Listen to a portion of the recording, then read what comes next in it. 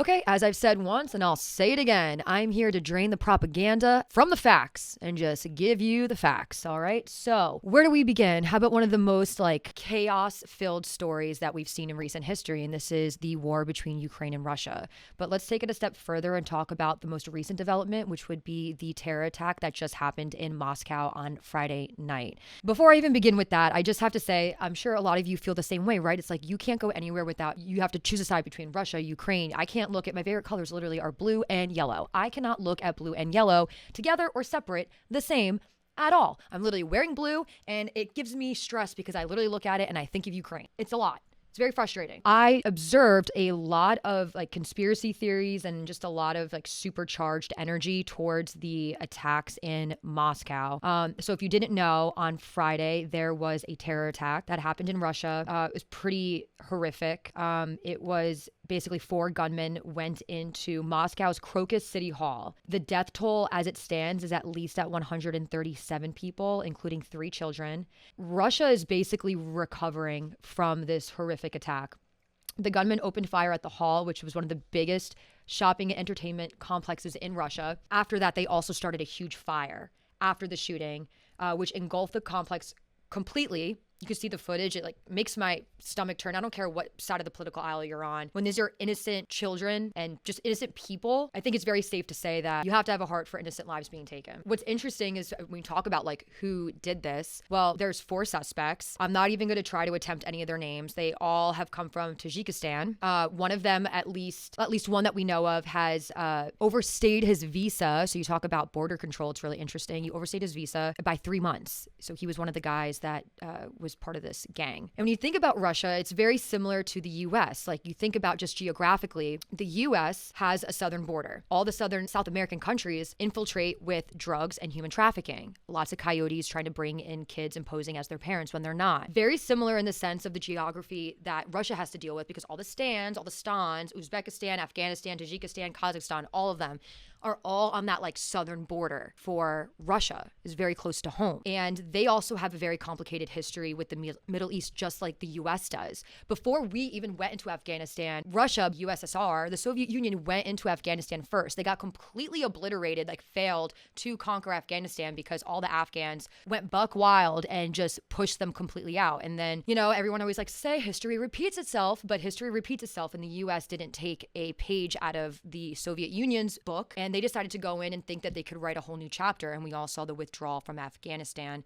and what that looked like. So as far as the comparison, Russia and the US, there's a lot of feelings by terrorists that have, yes, a hatred towards the West, but they also are very aggravated with Russia as well. Russia has kind of strong held the stands. I'm just going to call them the stands. If you go to any of those Staniel countries, they speak Russian. There's Russian flags. There's even Chinese flags. It's very much like a police state in those places, especially in somewhere like Uzbekistan, which is not far from Tajikistan at all. What's interesting is that Russia is an adversary, but we, and I say we as the US, but we as NATO nations, and then we as in Ukraine, who's trying to get into NATO, are kind of looking at this terror attack as if it was due to them. Zelensky quickly was there to point out to Putin and make a public statement saying the reason why this happened is all because of Putin allocating his resources to the war in Ukraine. A little harsh, I would say, considering that Zelensky literally, when he became president, it was this whole Cinderella story of him in Hollywood garnering all this attention,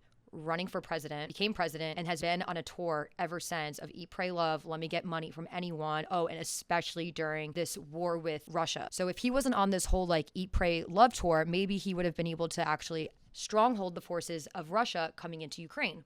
I don't know. Do we really, and what situation do we ever look at a terror attack and then say, you deserved it, or this happened because of X? That's just my hot take as far as the theatrics of how countries have just innately responded. Now, what I find really interesting is that the US claims that they had intelligence that pointed to this potential terror attack. Russia says that they've never received that information. No matter if it's an adversary or an ally, we have a duty to alert countries when this type of information gets passed along. And there could have been this duty to report by Russia, but there's still no element whatsoever as to how much information was actually reported. If you look into who are the actual adversaries on the list, you typically have always had Russia, China, North Korea, and Iran. Ukraine was on that list as a non-frat policy for the intelligence community. So we picked a side. During the Ukraine-Russian war, Ukraine was taken off that list, and we flexed, we being the US government, flexed completely into this Russia is the adversary, Russia is the focus initiative. Why? It's advantageous for us to kind of restrict Russia and their influence. We're very afraid of countries that are capable and able. That's why we're afraid of China, right? They're involved everywhere. Maybe this actually was very helpful in a sense for this terror attack to happen to slow down Russia's influence and slow down Russia's success in the Russia-Ukraine war. Look at the fact that Russia was still able to hold their own elections. They just had their elections 2 weeks ago, their presidential election, and are functioning as a country, but Ukraine canceled theirs.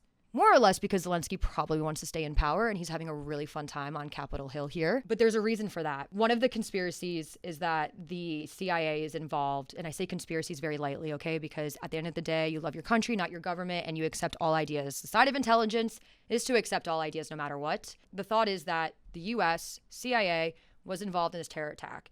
And I really find it interesting because the debate really shouldn't be like, yes, were they involved or no, they weren't. The answer is yes, of course they were involved. Like I said, Ukraine used to be on a list of non-frat policy for US intelligence officials. And then during the Ukraine-Russia war, right before it, they were taken off, which tells me that they've chosen a side and that Ukraine is no longer an adversary, but Russia is. And we've had a full-fledged effort. We've totally flexed from the counterterrorism effort for things that go boom, and we have flexed into we only focus on China and we only focus on Russia and then Iran, North Korea. So this to me sounds like it was advantageous for the CIA, for the intelligence communities, for the US. When we talk about so we got the answer being yes, they're involved, right? But then it's to what extent?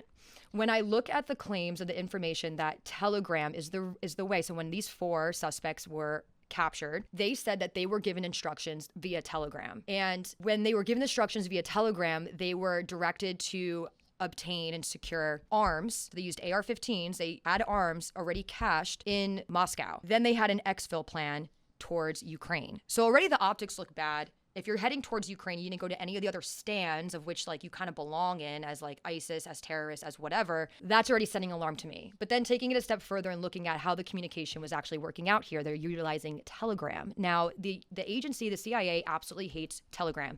Telegram is very similar to WhatsApp. Apps like WhatsApp tout this end-to-end encryption and saying that it's like super safe. But if you remember back in WikiLeaks with Julian Assange, kind of love him. Thanks to WikiLeaks, we know that the agency was able to infiltrate any ounce of messaging apps. And so they actually contract In-Q-Tel, which, if you wanted to know, fun fact, is that In-Q-Tel is actually named after the fictional inventor who supplies the technology in James Bond, like the movies. So there's that. They like very obviously are part of the CIA. And so they're a venture capitalist company that lets the intelligence community know like what apps are safe, what are not, where are the insecurities or like the vulnerabilities of utilizing these apps. With the help of In-Q-Tel, they do not like Telegram. They do not like WhatsApp. They actually put $1.6 million into an application called Wicker. So they used to utilize Wicker a ton up until this past December, right before 2024. And they started using Signal, which is a messenger app. So just on the app side of like actual tools being used to communicate in COVCOM, which is covert communications,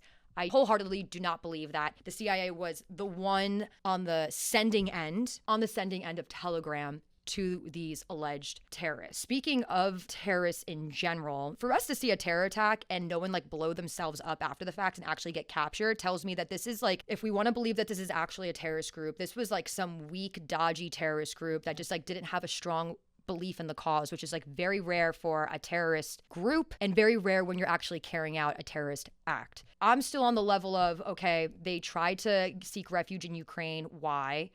Why was the exfil plan there? This very much appears to me to be some sort of, there's a little bit more, there's a few players in the mix, because if you look at the timeline leading up to this actual terror attack, you can see a few things kind of pointing to the result of what happened, what made things go boom. In February, we had the New York Times wrote a piece on CIA Ukraine cells. Then February 28th, Victoria Nuland, who is part of the Department of State, she mentioned some sort of nasty surprises that would happen in relation to the Ukraine-Russia war. Then in March 5th, she resigns. March 7th, that U.S. embassy says that there's a warning for extremist attacks on Moscow, and that it would more or less be at a concert venue or somewhere in a crowded area. Then you have Barack Obama going to London to meet with the prime minister. Then you have Lindsey Graham meeting with Zelensky in Ukraine just days before this terror attack. It appears that there was some sort of involvement, some sort of profit within our own government to either allow this to happen or sponsor it in some way. The fact that Obama met with the